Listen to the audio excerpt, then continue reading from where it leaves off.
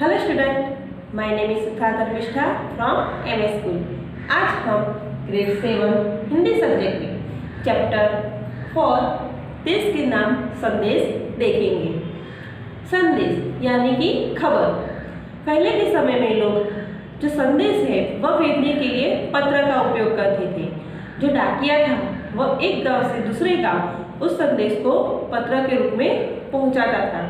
धीरे धीरे टेक्नोलॉजी का युग आ गया है, तो अब टेक्नोलॉजी के युग में टेलीफोन या मोबाइल से इंटरनेट के जरिए हम संदेश भेजते हैं। आज हम एक महान व्यक्ति जो है उन्होंने जो देश के नाम पत्र लिखा था उसके बारे में चर्चा करेंगे।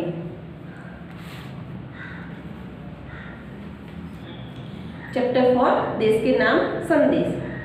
पत्र के माध्यम से हम दूर बसे संबंधियों, परिवारजनों तथा मित्रों को अपनी बात आसानी से पहुंचा सकते हैं एवं जो सरकारी दफ्तर होते हैं वहां पर हम अपनी शिकायतें या आवेदन पहुंचा सकते हैं। आवेदन यानी कि निवेदन, कोई प्रार्थना करनी हो तो वह भी हम पत्र के जरिए वहां पे पहुंचा सकते हैं। आजकल दूरभाष, मोबाइल, तार, ईमेल आदि से भी यह कार्य किया जाता है। दूरभाष यानी कि टेलीफोन, तो उसके जरिए या मोबाइल के जरिए, तार के जरिए या ईमेल करके भी यह काम हम कर सकते हैं। फिर भी पत्र का अपना विशेष महत्व है। जहाँ पे पत्र जरूरी है वहाँ पे पत्र लिखना पड़ता ही है।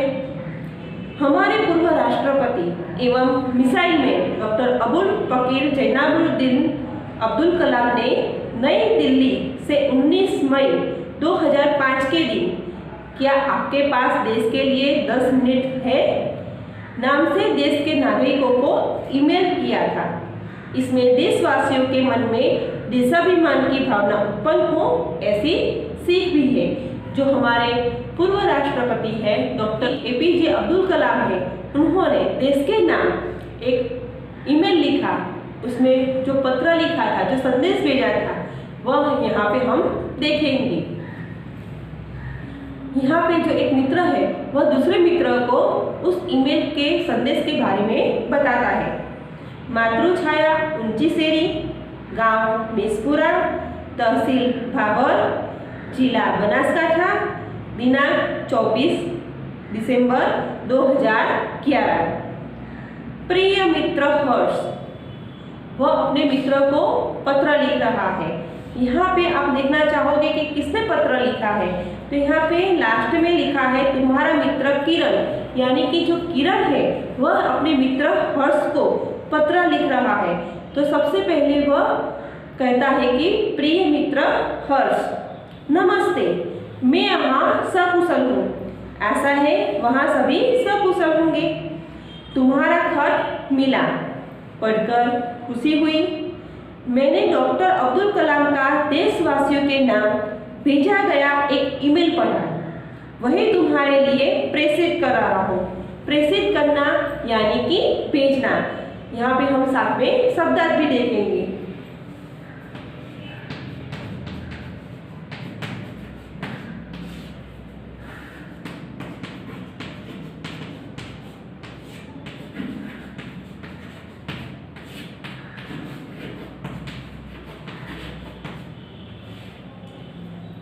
तो वह कहता है कि मैं यहाँ पे वह भेज रहा हूँ। डॉक्टर कलाम अपने संदेश की शुरुआत में ही पूछते हैं, क्या आपके पास अपने देश के लिए 10 मिनट का समय है? यदि हाँ तो इसे पढ़िए, वरना मर्जी आपकी। मर्जी इसका अर्थ होगा इच्छा।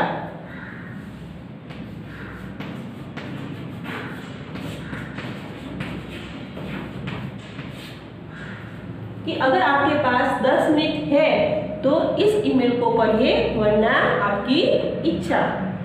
इसके बाद वह देश के लोगों की सोच बताते हुए कहते हैं, जो हमारे देशवासियों की जो सोच है वह बताते हैं। हम भी देखने जाए कि अगर ये देखें इनके जो यहाँ पे सोच बताई है वैसी सोच हमारी भी होती ही है। आप कहते हैं हमारी सरकार निकम्मी है। निकम्मी यानी कि बेकार।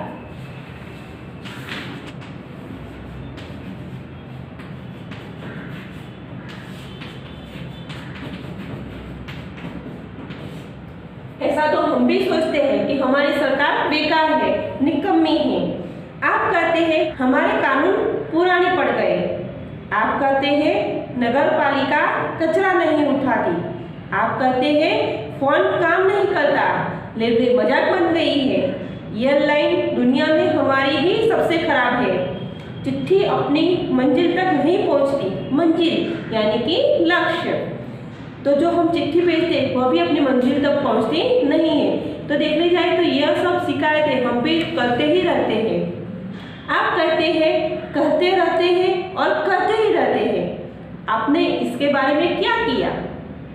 हम जो ये शिकायतें करते हैं वो हम करते ही रहते हैं, लेकिन हम इसके बारे में कुछ करते हैं? नहीं करते हैं। हम सिर्फ कहते रहते हैं और कुछ करते नहीं हैं। फिर राष्ट्रपति ने कहा, मान लीजिए एक व्यक्ति सिंगापुर जा रहा है, उसे अपना नाम दीजिए, उसे अपनी शक्ल भी दे दीजिए। शक्ल यानी कि चेहरा।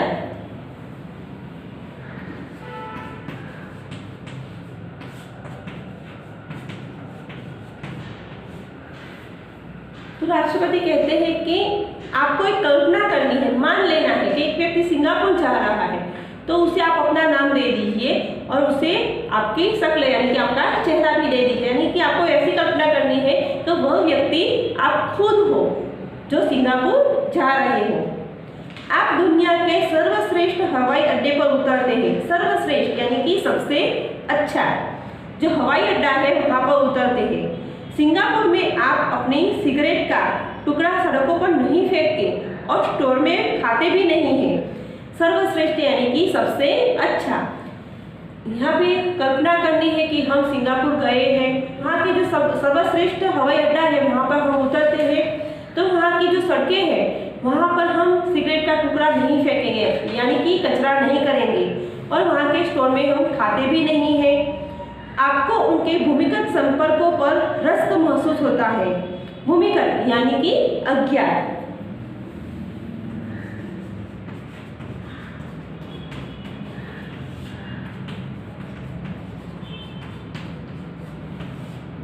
और संपर्क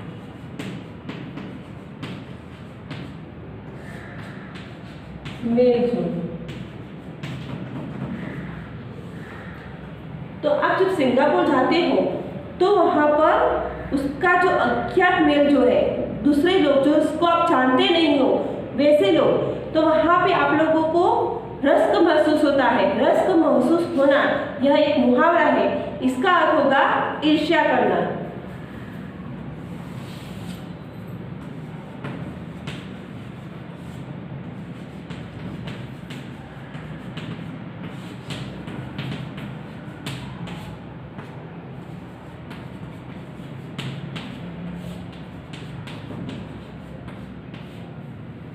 मन में जलन पैदा करना। तो जो अज्ञात जगह है, अज्ञात लोग हैं, तो उनको मिलकर आपको ईर्ष्या होती है। आप शाम 5 से 8 बजे के बीच आर्चर रोड पर कार चलाने का टोल टैक्स तकरीबन 7 रुपये भुगतान देते हैं। तकरीबन यानी कि प्रायः या लगभग।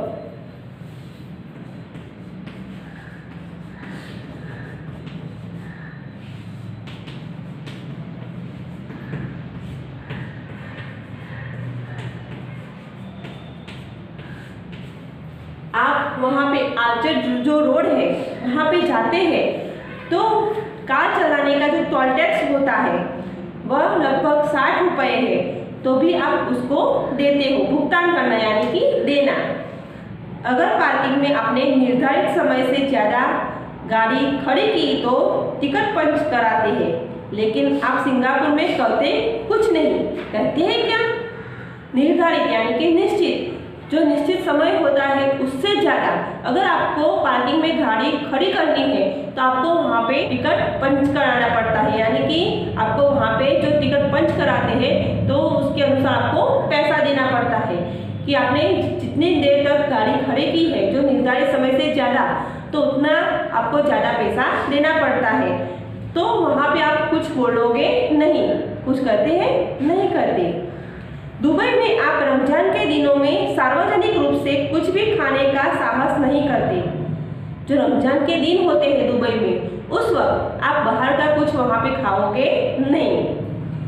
जिहाद में बिना सिर ढके बाहर नहीं निकलते। जिहाद यानी कि जो मुसलमानों का जो कर्तव्य होता है, मजहबी कर्तव्य, उनका जो धर्म होता है, तो वहाँ पे जिहाद यानी कि उनका एक धर्म है, तो वहाँ पे वो सिर ढके बिना बाहर निकलते नहीं हैं। तो हम भी वहाँ पे जाते हैं तो भी हम भी वहाँ पे सिर ढके बिना रमजान के दिनों में बाहर निकलेंगे नहीं। यानी कि वहाँ के जो रूल्स रेगुलेशन है उसका हम पालन करते हैं। वॉशिंगटन में आप 55 मील प्रति घंटा से ऊपर गाड़ी चलाने की हिमाकत नहीं करते और पलटकर सिपाही से यह भी नहीं करते कि जानता है मैं कौन हूँ, मैं फला हूँ और फलाना मेरा बाप है। हिमाकत यानी कि मूर्खता, बेवकूफ़ी।